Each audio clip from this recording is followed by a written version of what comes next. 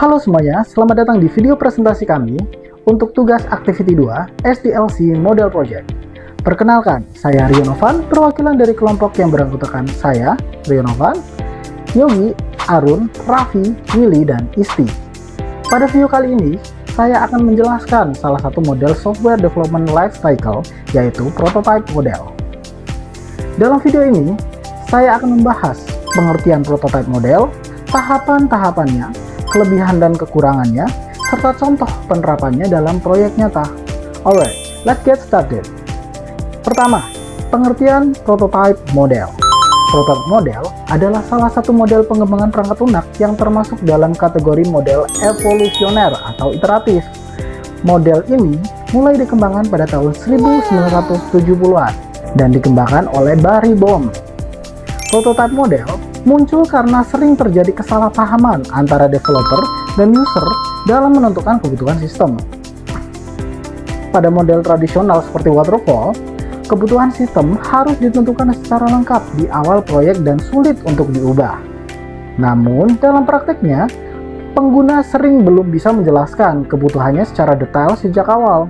Oleh karena itu, prototype model dibuat untuk memberikan gambaran awal sistem dalam bentuk prototype, sehingga pengguna bisa melihat, mencoba, dan memberikan masukan sebelum sistem dikembangkan secara penuh. Kedua, tujuan penggunaan prototype model.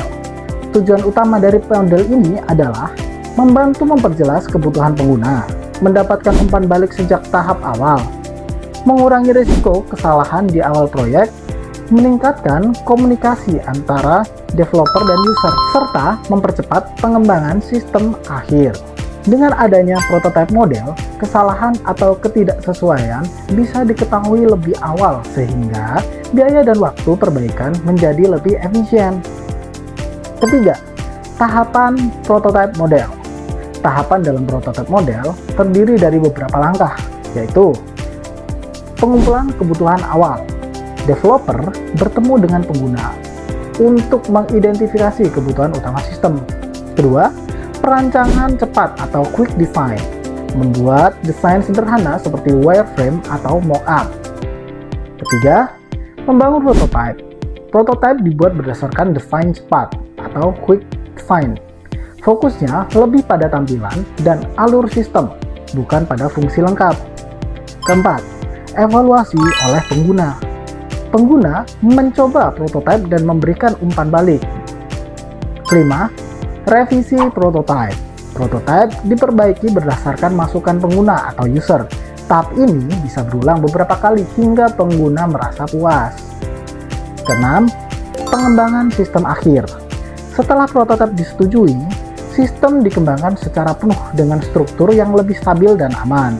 Dan yang terakhir, pengujian dan implementasi. Sistem diuji secara menyeluruh sebelum diimplementasikan ke lingkungan produksi.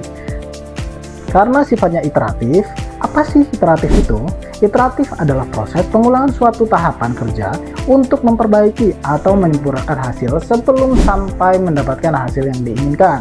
Simpelnya, iterasi sama dengan ulang, evaluasi, perbaiki, terus ulang lagi, yaitu proses yang berulang. Revisi yang berulang itu disebut dengan iterasi. Oke, lanjut.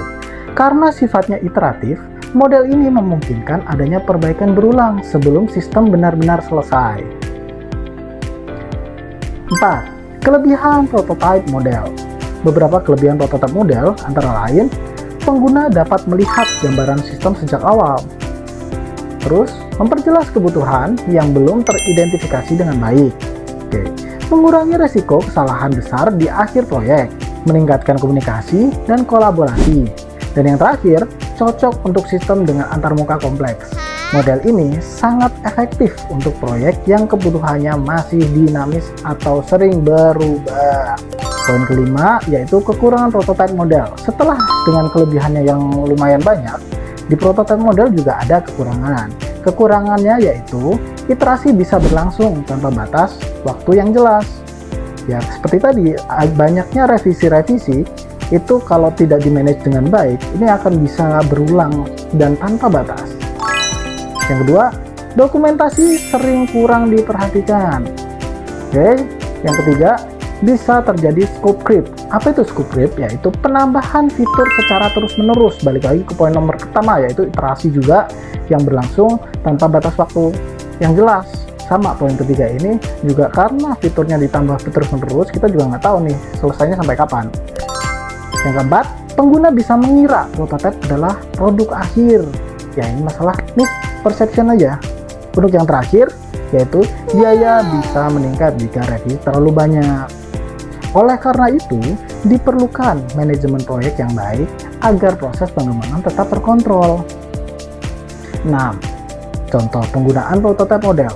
Nih, beberapa contoh penerapan prototipe model adalah: 1. Di sistem akademik, prototipe digunakan untuk menvisualisasikan portal mahasiswa, pengisian KRS, dan tampilan nilai sebelum sistem dikembangkan penuh.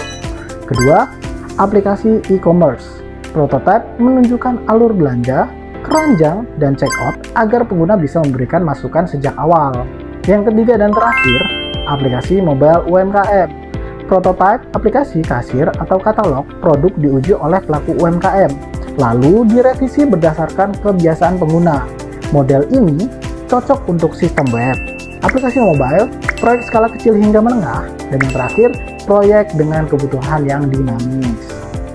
Sebagai kesimpulan, prototipe model merupakan model pengembangan perangkat lunak yang sangat efektif ketika kebutuhan sistem belum jelas dan membutuhkan keterlibatan pengguna secara intensif.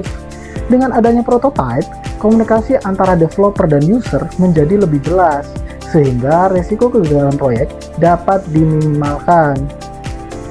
Namun, model ini tetap memerlukan pengelolaan waktu dan ruang lingkup proyek yang baik agar tidak terjadi iterasi tanpa batas tadi. Demikian penjelasan dari saya, Rianovan, sebagai perwakilan kelompok. Terima kasih telah menonton video ini. Silahkan berikan komentar, setuju, tidak setuju, atau pendapat lainnya disertai dengan alasan yang logis sesuai dengan instruksi tugas. Dan like kalau suka, dislike kalau nggak suka. Sampai jumpa dan terima kasih.